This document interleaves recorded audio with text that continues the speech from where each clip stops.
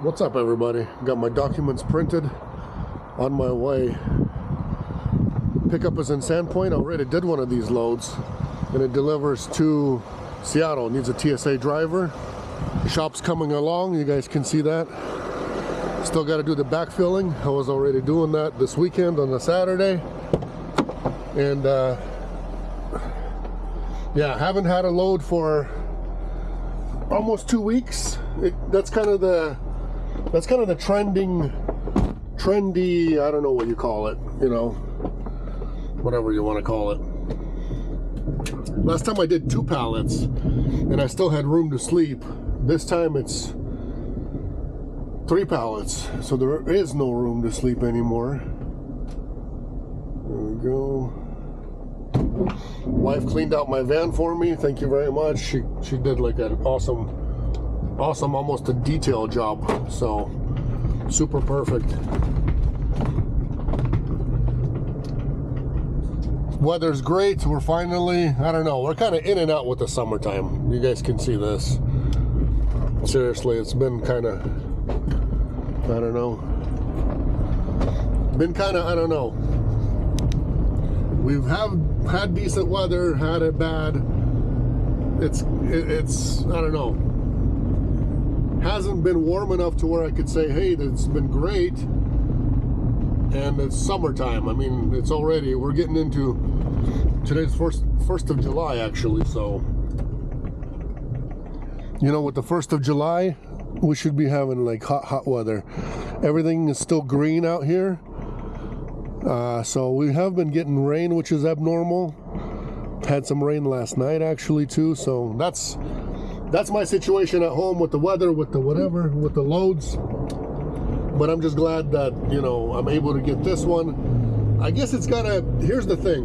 When you're sitting for 2 weeks without anything, I'm not saying I need it, because I don't really like necessarily need it.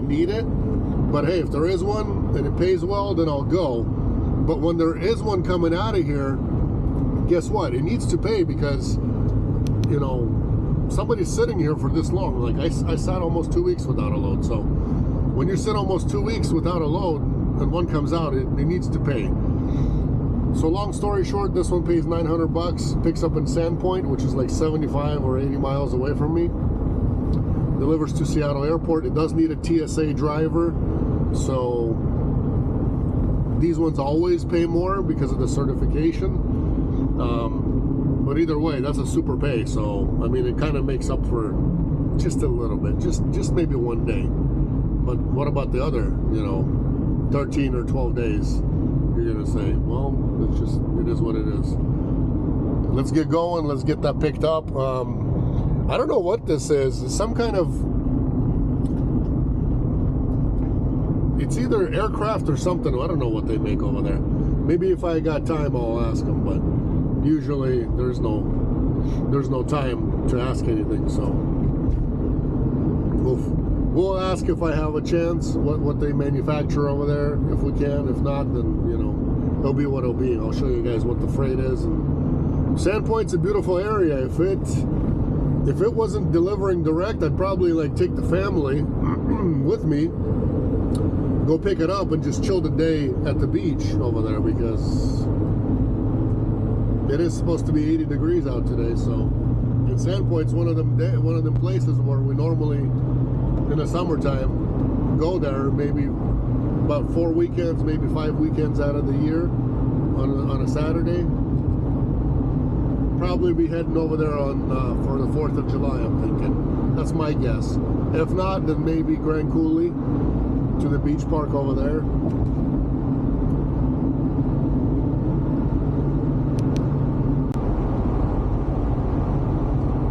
Probably told you guys this before, but out here our speed limits are really high compared to the East Coast. So we're at 70 miles an hour, and we're usually doing 5 over, no problem. A lot of people do 10 over and still don't get pulled over. But 5 over, it seems to be okay. So 75 miles an hour, once you get to that point, I mean, everything just goes quick. And usually, for the most part, out west, there isn't that much traffic, except for if you get to like LA area, California Bay Area, Seattle, Portland, you know, during rush hour.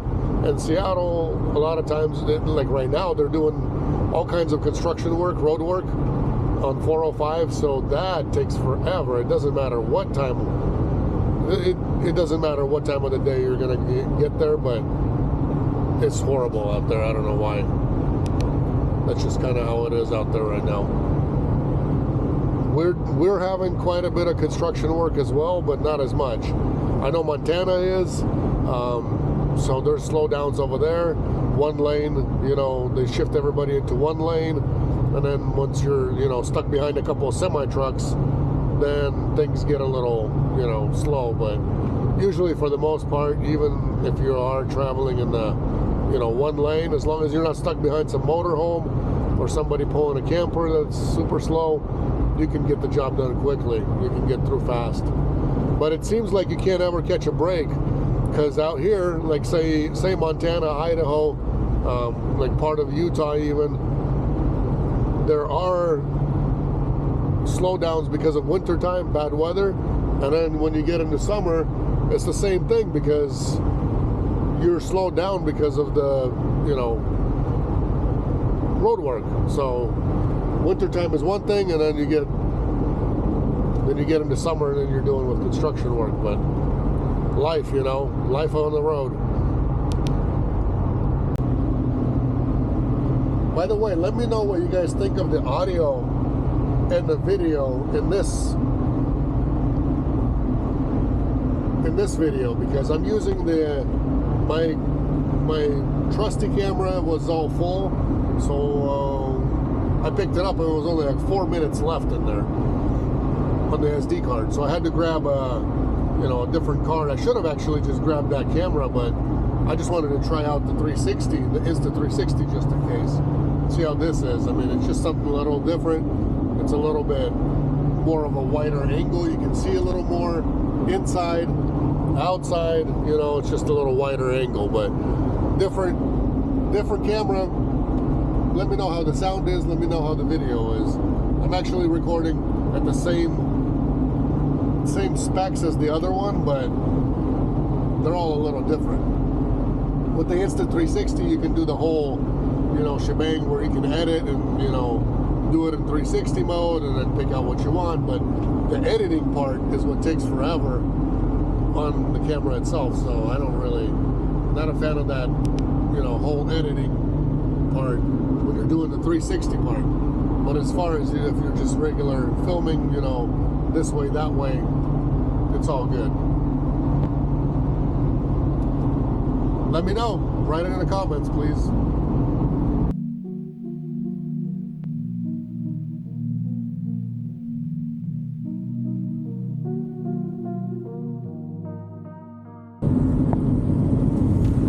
Miles left and we're there. Just 2 miles. Look at this beautiful country, beautiful nature.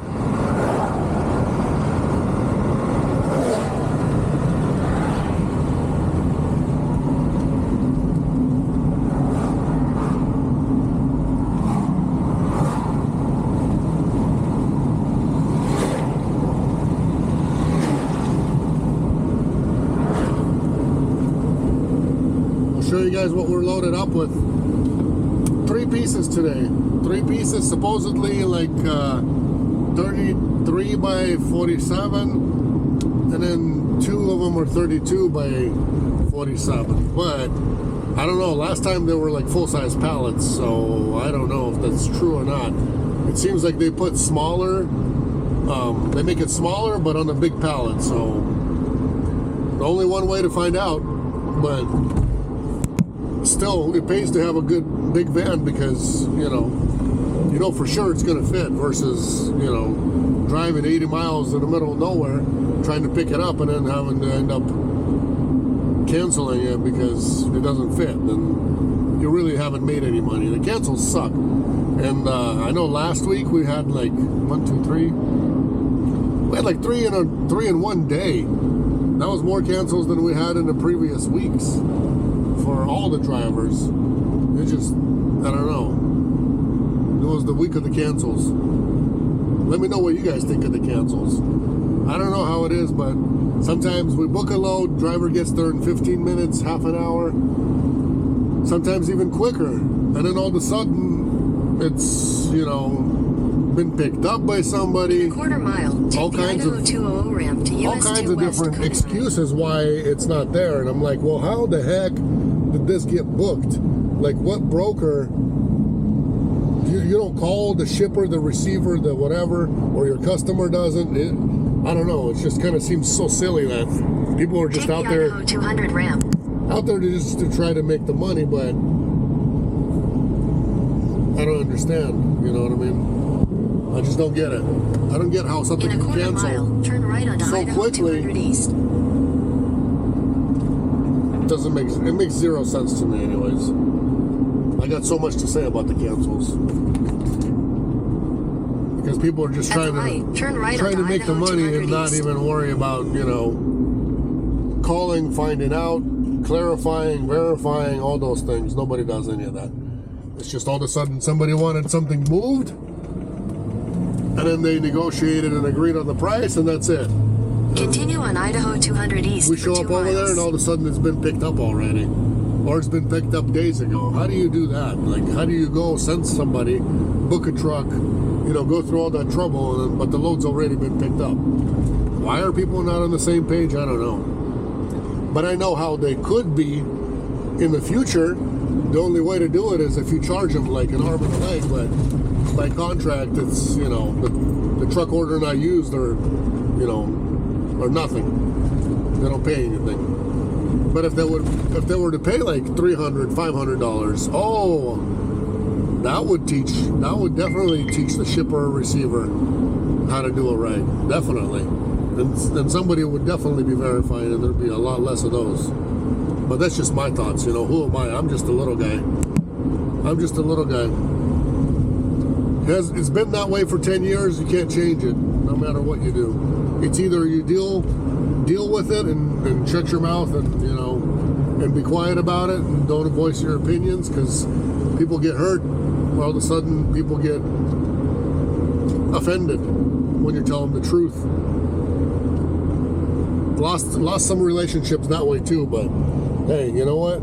Sometimes truth needs to be said, because, you know, kind of depends on the day. Sometimes you say everything you need to say, and sometimes you just keep your mouth shut just for the sake of whatever, and sometimes you just get so mad that you say everything, and you should have probably kept your mouth shut, because, you know, you're losing a broker not going to give you a load maybe for the next who knows however long, and so on and so forth. But sometimes it just doesn't work out.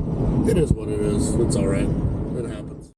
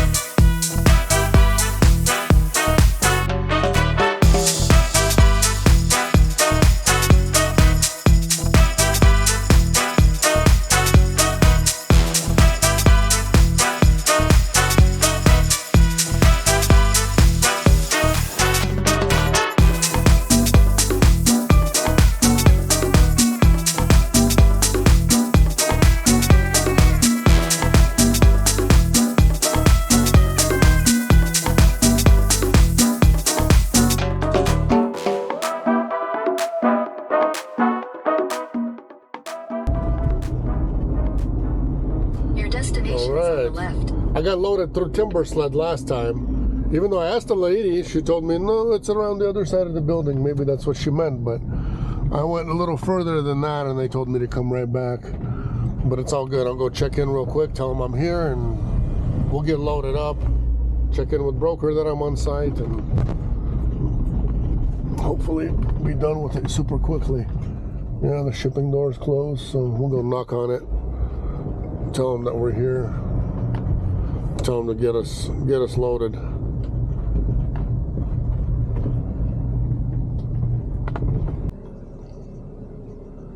Small pieces, just like I was telling you guys, like really small.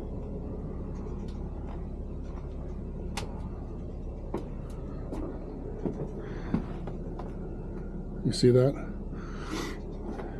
Really narrow. I actually delivered to this place one time, the timber sled. Long time ago. I think it was still the silver van, maybe even a blue one.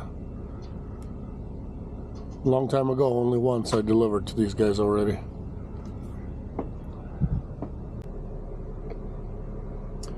Also guys, if you're wanting a fridge that's a battery powered fridge and it plugs in, basically if you have a cooler and you're dealing with ice, I'd suggest getting something like a fridge for yourself. This thing has a battery that lasts, well, it just kind of depends on the weather and depends on how hot it is outside and what you got in there and where you're leaving it, in the sun or not. Anyway, long story short, if I go to bed, I'll wake up and turn everything off so my batteries don't die, or my only one battery, I only use one. It's still good, so it lasts an easy overnight. If you guys want one, you guys can get one. I got water and barbecue sauce, maybe a little mess in here. No, yeah, gotta clean it up a little bit. But anyways, battery's like right here for it. It's called Set Power, and it fits really good over here in the Sprinter with the door closed and between the seat and everything without removing the seats. So I'm liking this because I don't have to remove the seat. I had a different one, I still have it actually, that I use, but this one is the one. Set Power, you guys can look it up online. I don't know if you can see the name. There it is. You can definitely pick one up for yourself. It's nice because you get to take it out of here, go to the beach with it, and you're done. You know, don't have to worry about getting ice or melting ice or any of that stuff. Then bring it back in, plug it back in, and you're good to go again.